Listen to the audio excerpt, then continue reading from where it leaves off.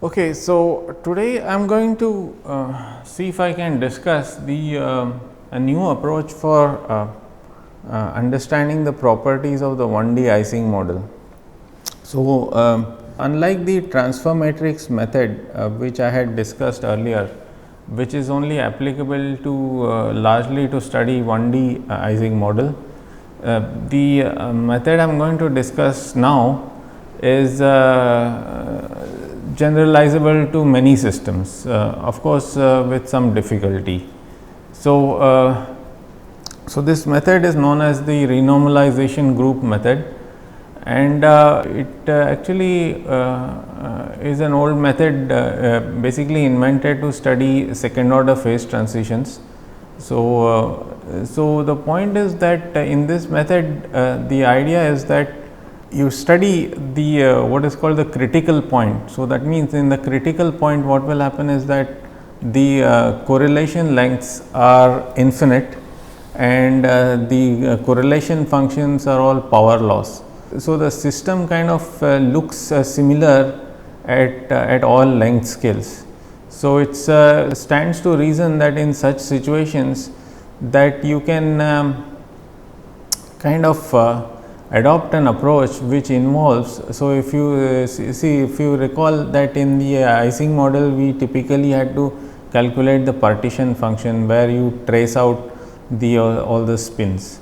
So, so it stands to reason that in a situation where you are near the critical point where the system looks similar at all length scales, it stands to reason that you should be able to use a method which kind of exploits this property, and so it enables you to map the system at a certain length scale and then to a system at a different length scale. So, if you want to trace over say a bunch of variables, so if you take so you can kind of imagine all these bunch of variables, you separate them out into blocks. So, and you trace out each of those blocks. Basically, you will still be left with things to trace out, but then the point is that what the new effective partition function that you get will look similar to what you started off with. So, this is basically the idea behind the renormalization group approach, and it enables you to study this critical phenomena rather efficiently. But however, the details can be complicated because it doesn't necessarily it's not very straightforward in general. But in the case of the 1D Ising model, it's particularly straightforward, but then that is to be expected because it's also exactly solvable using many other methods like transfer matrix methods. So, this is not really a particularly useful application of this method, but then it's instructive as a tool for learning the technique itself. Okay, so I'm going to use this to solve the 1D Ising model and explain to you. Basically, solve means of interest are what is basically the correlation functions, and specifically I am interested in how the correlation length behaves with temperature. So, that is typically what we are interested in. So, at low temperatures, that's the, so you know that the critical point for 1D Ising model is absolute 0. So, that is when I am interested in that situation. So, what is the correlation length as a function of temperature? So, remember how I defined the correlation length as this. So, this is defined like this. So, so this was the definition of the correlation length as a function of temperature. So, my goal is to find out this thing. So, what is this? So, one way is to solve exactly using transfer matrix method, and you will get this formula exactly. But then the renormalization group method also enables you to write down a formula for this correlation length as a function of temperature at low temperatures. in a nice way. I mean, it's instructive to do this. Okay, so let's see how we would do this. So the way we do this is, first of all, so you remember that in the, so let me start off with the model itself. So imagine that the Hamiltonian that with a minus beta already built into it, I'm going to write this as I'm going to write it like this. So using the usual periodic boundary condition. Okay.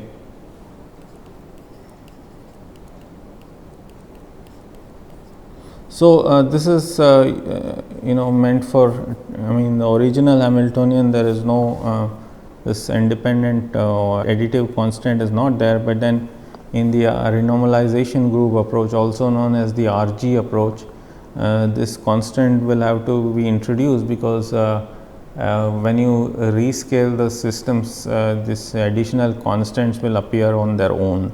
So we'll have to deal with this.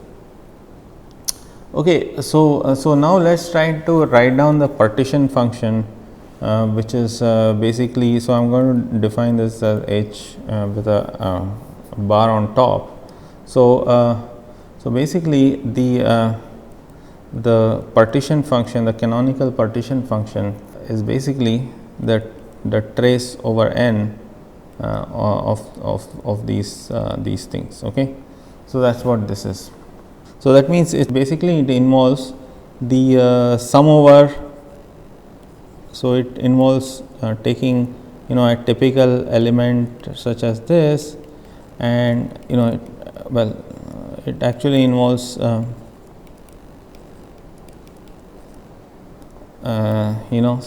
summing over all the different spins. So now the point is, remember how we did this earlier, we used the transfer matrix method. Now instead of this, what I'm going to do in this approach, in the RG approach, is that I'm going to so imagine that this is the lattice of spins. So you have say -3, -2, -1, 0, then 1, then 2, 3, like that.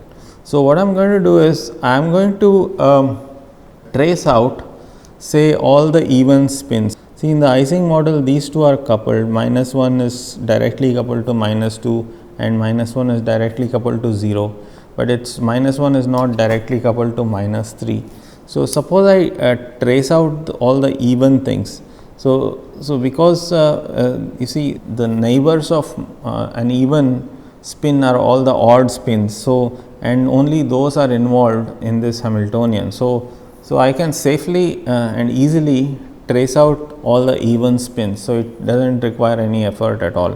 So in order to do that, let me write this more instructively. So imagine that say a given spin is, say, some s. So this is my s spin that I want to trace out. So I will call this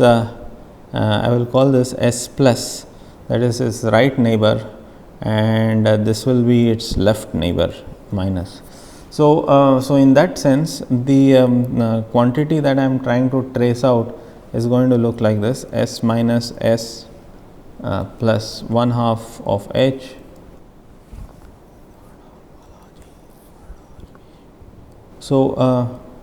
it's going to look like this, plus c times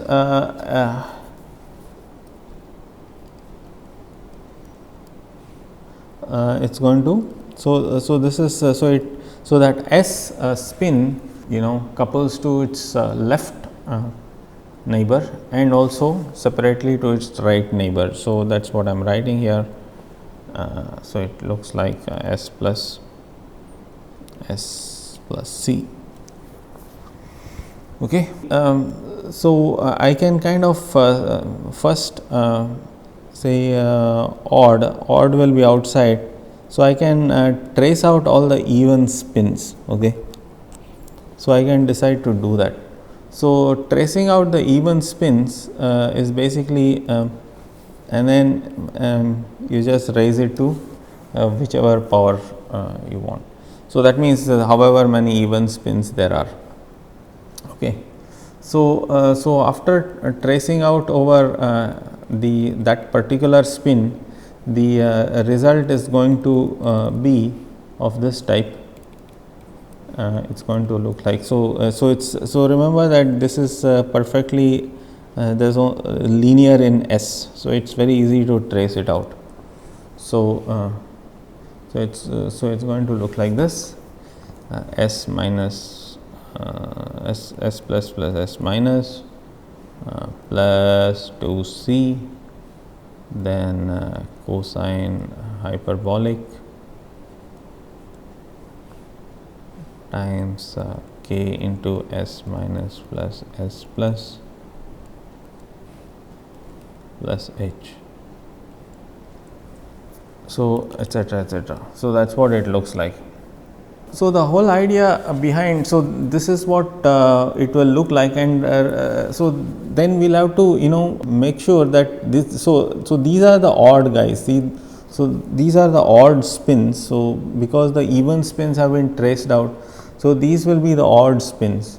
So so the actual partition function will be actually over the trace of over all the odd spins, of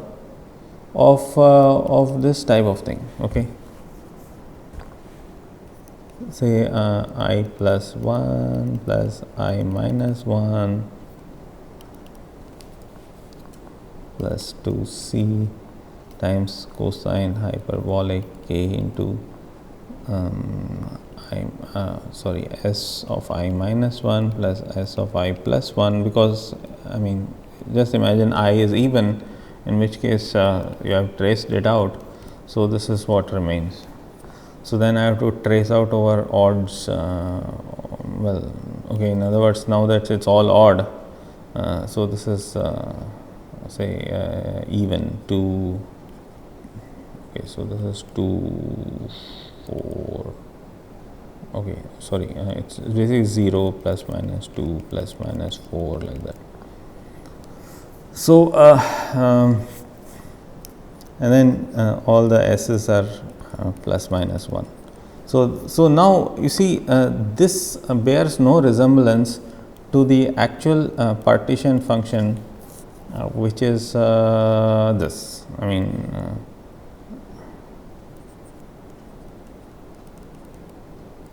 It appears that it bears no resemblance. Now you will see that I can make it resemble it. Okay, and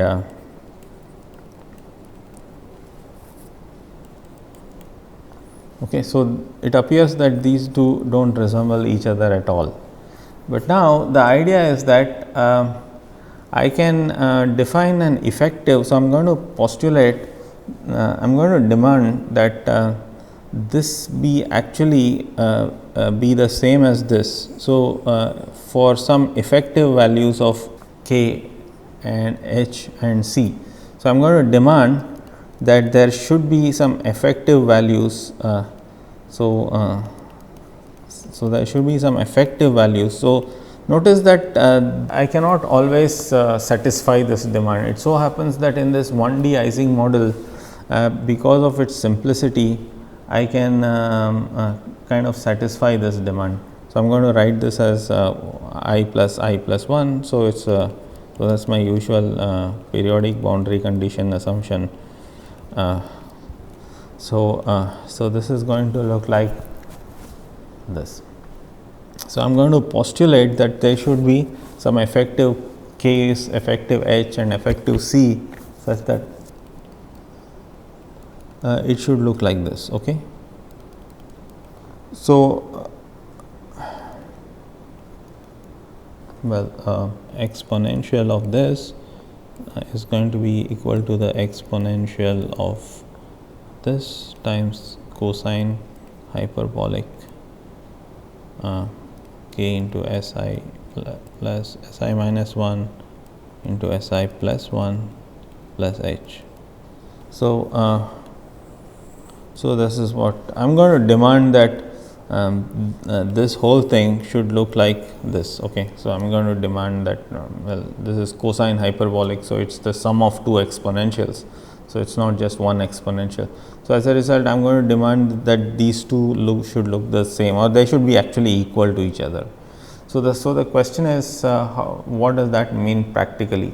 So you see, you might be wondering how can this be achieved, because after all there appears to be too many.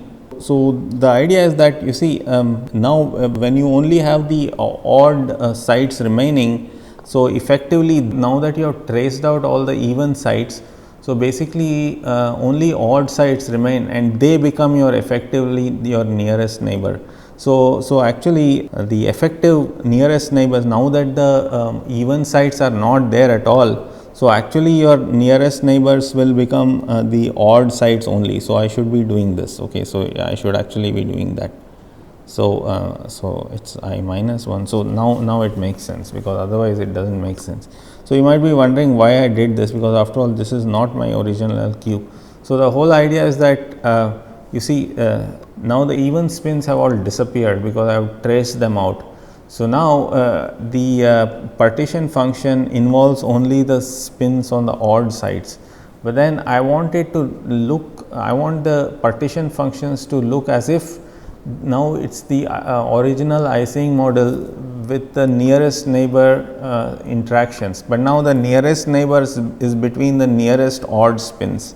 So I'm going to make it look like I minus 1 and I plus 1, because now after tracing out all the even spins, the nearest neighbors are actually only the odd spins. So now it makes sense. So I'm going to force this to be the case.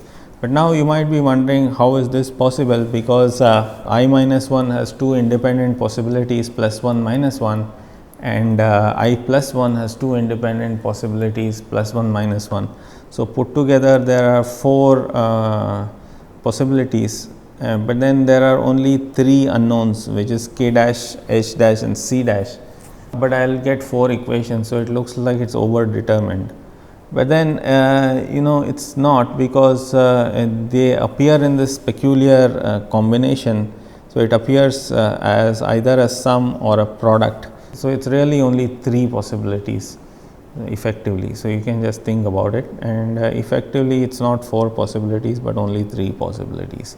So anyway, we can list them all, and even if you list say 4 equations, of which 2 will be identical, so you will only get 3 independent equations. So basically how do you list all the equations? You either say you know Si minus 1 and Si plus 1. So you create a table like this, and you call this 1 1 1 minus 1 minus 1 1 minus 1 minus 1. So so if that's the case, you see, if it's 1 1, so if it's 1 1, what does this look like? So this looks like so that equation looks like this. So exponential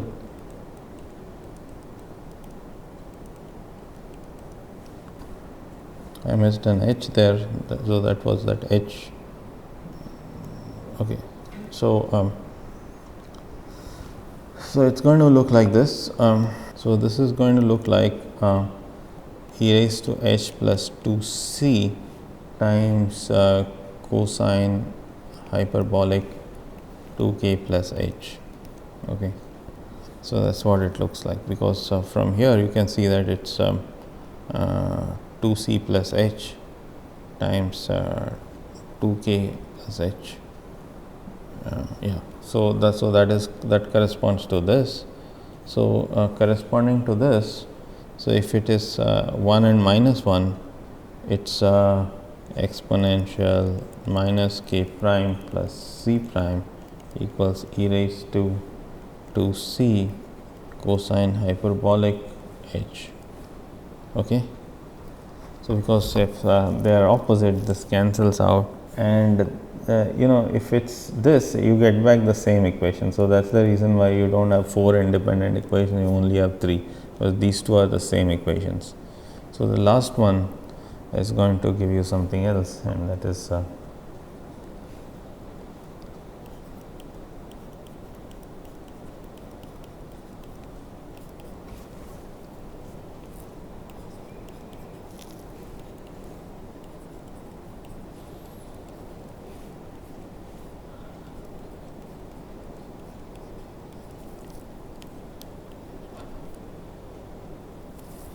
Okay, so now you can go ahead and solve these 4 equations and get the primed quantities explicitly in terms of the unprimed quantities.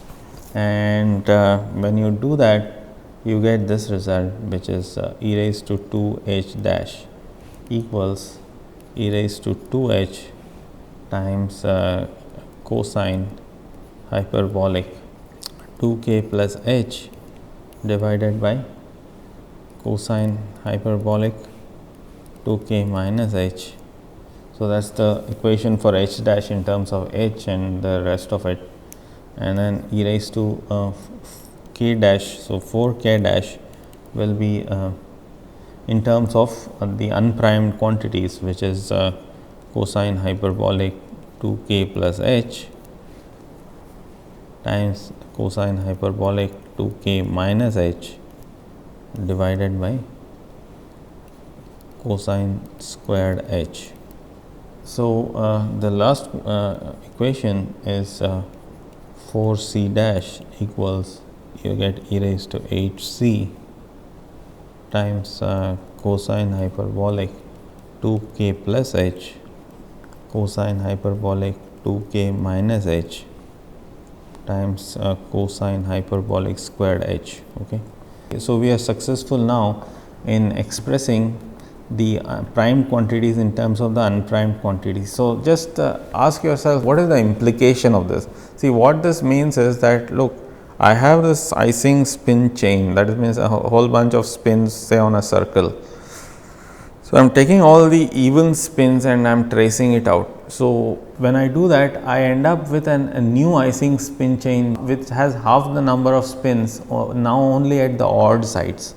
Okay. So, remarkably, the spin chain that remains is also another Ising spin chain, again with nearest neighbor interactions, but now the nearest neighbor means because with whatever remains. So, that means only the odd spins remain. So, the spin number 1 now does not communicate with spin number 2 because that has been traced out.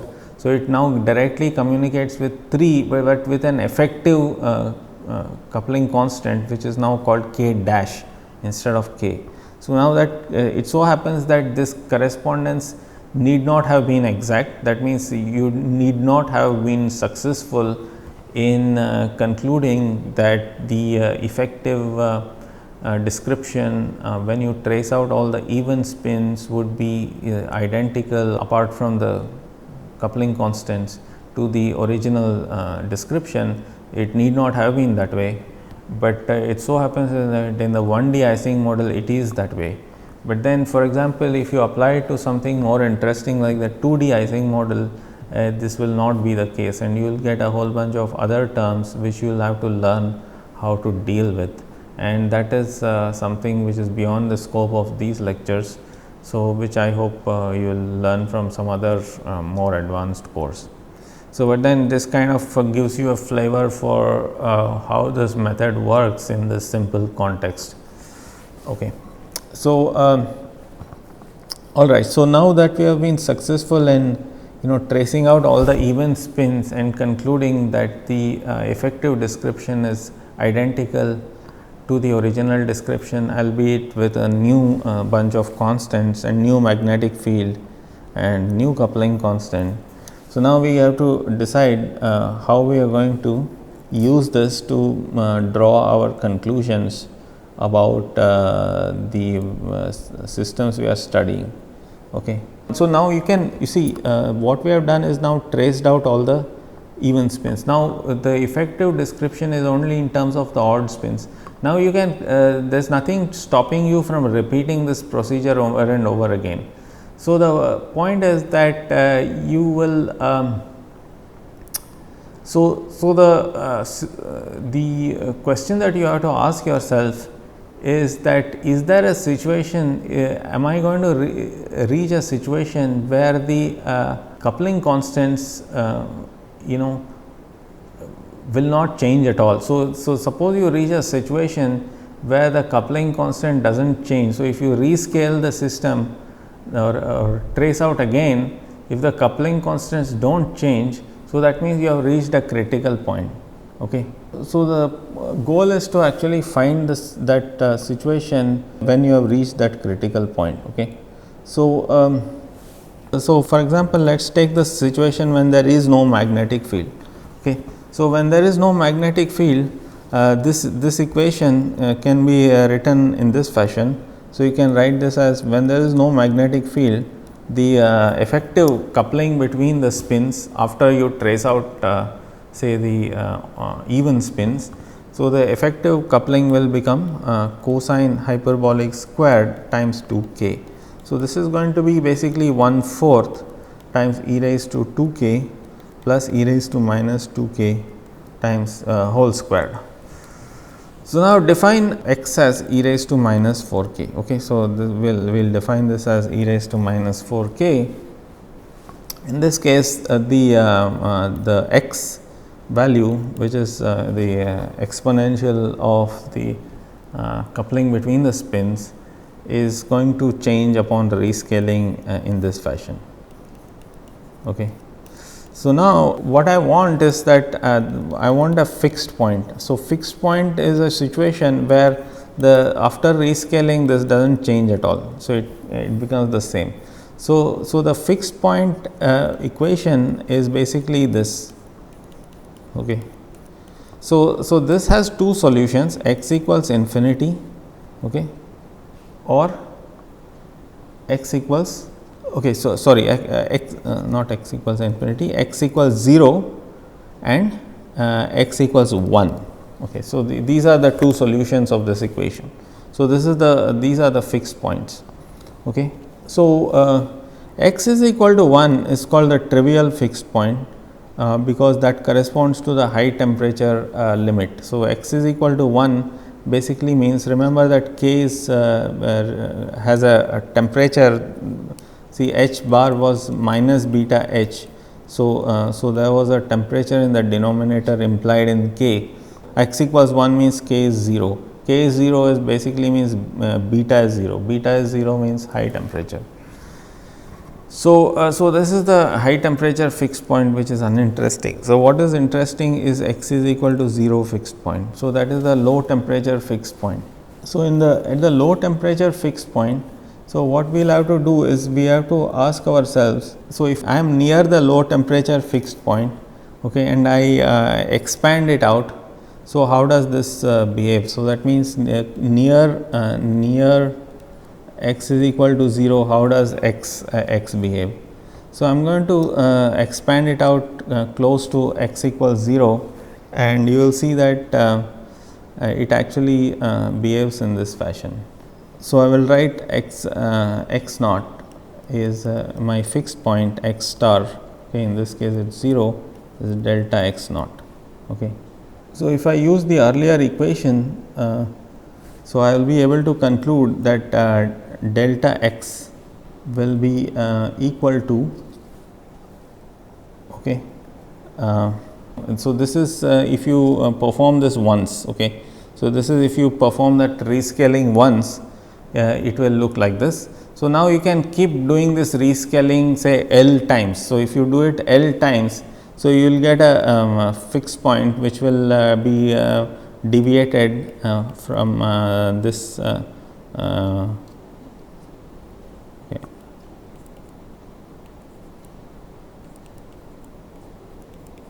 Like that. Okay. So, so this will look like something raised to L, because you will keep getting this this factor here. So, when L is 0, you get back this, and then you will start getting some factors in this fashion. So, this lambda x will happen to be 4 in this case. So, because of the nature of this equation. So, this is the 4 that is there. So, that you will get that 4 there. Okay. So, you can work this out yourself. So, if you keep repeating this over and over again. So, because see, remember that x star is very small. So, so x dash is basically 4x approximately, close to x equals 0. So, that means that is the non-trivial fixed point. So, if you keep iterating this, this will get 4 x dash, which is 4 squared x, and so on and so forth. So, you will get 4 raised to L x. So, this is basically 4 raised to L x delta original one. Okay. So, that is what that is. Okay. So, the idea is that the correlation length, okay. So, the correlation length is basically going to be, so the correlation length is going to be it's going to be given by this formula. Okay. So, it's going to be this, where x is equal to minus 1 by lambda x, and lambda x is going to be equal to ln lambda x by ln 2. So, I will derive these results, maybe I will walk you through this in some of the tutorials. And so, in any case, this is an advanced topic which I did not really want to cover in great detail. I am just pointing it out that finally, the basic idea of renormalization is that you will be able to express the effective, the effective description after rescaling will look similar to what it was earlier, and you use that idea to extract information about the temperature dependence of the correlation length, and this becomes basically x raised to minus 1/2. And remember what x was e raised to minus 4k. So, this becomes e raised to minus 2k. So, that is your correlation length in terms of, so the temperature is implied in this. So, there was a temperature below. So, this as t tends to 0, that is your correlation length. And you will see by taking the t tends to 0 limit of the solution that you obtained using transfer matrix, it is identical to this result. Okay. So, we are successful in reproducing, well, maybe this part was not fully convincing. So, I will probably explain this to you and walk you through this in one of the tutorials. But bottom line is that this renormalization group method can it is not convincing here, because we have an exact solution in terms of transfer matrix which is much clearer. But in situations where that method is not available, this this rescaling method can be quite powerful in extracting the correlation lengths as a function of temperature and near the critical point. So, so I hope you understood a little bit at least. So, I will now stop here and move on to some other topics that I had promised that I will mention, and such as second quantization and so on. So, even that I will not, just like here I did not do a thorough job of explaining this to you. So, even there I am not going to be able to do a thorough job of explaining everything. So, I will so for the most part this course is going to end before this particular lecture. So, all the examples that I worked out, and so these are sort of optional advanced topics for you to think about, and maybe I am just making you aware of the existence of these topics and also their importance, so that you will go ahead and learn them on your own. Okay. So, if time permits later on, I will be able to maybe fill in some of the gaps such as this. Okay. So, hope you understood at least some of it, and I will try to finish up some of the advanced topics that I had promised a little later. So, in the next few lectures. Okay. Thank you.